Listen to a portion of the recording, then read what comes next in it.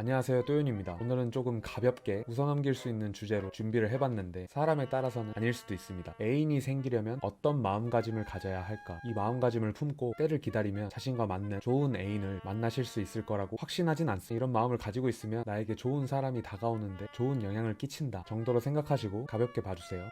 사랑이 아니라 사람이다. 우리는 많은 매체들을 통해서 진정한 사랑이 뭔지 수년간 다양한 형태로 배워왔습니다. 환상을 심어주는 드라마나 연애 관련된 프로그램이나 굳이 이런 것들이 아니더라도 유튜브도 있고 진정한 사랑에 대해서 알려주는 컨텐츠들이 너무도 많습니다. 이런 애틋한 사랑을 하고 싶어서 항상 놓치게 되는 게 바로 사람이에요. 새로운 사람을 만나기 전부터 너무 앞서가 있다는 거죠. 이미 포커스가 내가 하고 싶은 사랑, 내가 겪고 싶은 연애의 과정, 원하는 형태의 연애 틀과 목적을 미리 정해놓는다는 거죠. 내 맘이지 내가 내 연애를 꿈꿀 수도 있고 굉장히 난 현실적으로 생각을 하고 있는, 그러니까 그게 아니라고요. 사람을 먼저 보고 그 사람을 만나서 그 사람과 가능한 미래를 꿈꿔야 되는데 이미 특정의 미래를 본인이 만들어 놓고 그 틀에 딱 맞는 사람을 구하려고 하니까 뭔가 자꾸 어긋나는 느낌이 드는 거예요. 뭐 예를 들면 나는 크게 바라는 게 없다, 연봉이 높은 사람을 바라는 것도 아니다, 엄청 잘생긴 사람을 바라는 것도 아니다. 바라지 않는 것도 틀이에요. 어떤 연애를 하고 싶다, 어떤 사랑을 하고 싶다에 초점이 맞춰지다 보면은 그 맞춰진 틀에 딱 맞는 사람을 마주치기란 결코 쉽지 않다는 것을 말씀드리는 겁니다.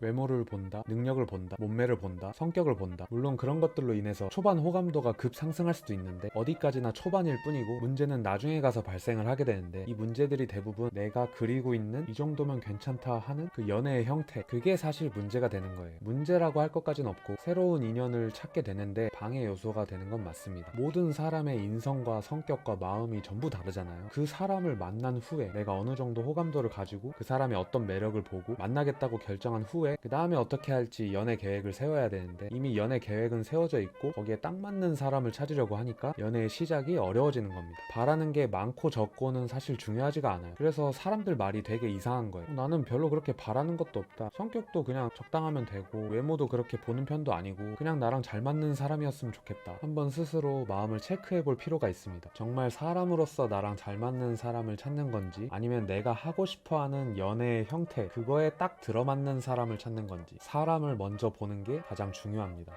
예를 들어서 한 사람을 만났어요. 이 사람을 보고 몇 번 만나보고 얘기를 해보니까 이 사람과 그려지는 미래가 나쁘지 않고 괜찮아, 굉장히 좋은 미래가 보이고 재밌을 것 같기도 하고, 그리고 무엇보다도 내가 호감이 굉장히 있어. 이런 식으로 결정을 해야 많은 사람을 만나볼 기회도 생기고 의욕도 생기는데 아마 본인이 생각해도 조금 그럴 거예요. 어떻게 그렇게 나랑 딱 잘 맞는 사람을 찾지? 그런 생각이 은연중에 계속 드실 거예요. 그러다 보면은 본인 성격을 맞춰주는 게 굉장히 힘든 일이라고 또 생각을 하게 되거든요. 근데 생각을 해보세요. 진짜 완전 극과 극 성격이 아니면, 정말 안 맞는 성격이 아니면 성격을 맞춘다는 게 사실 그렇게 어려운 일은 아닙니다. 항상 사람 자체를 보고 연애를 결정하는 사람이 연애의 시작이나 과정을 잘 이끌어가고요, 연애 자체에 포커스를 맞추고 본인이 생각해놓은 연애에 딱 맞는 사람을 찾아다니는 사람이 연애의 시작과 과정을 잘 이끌지를 못합니다.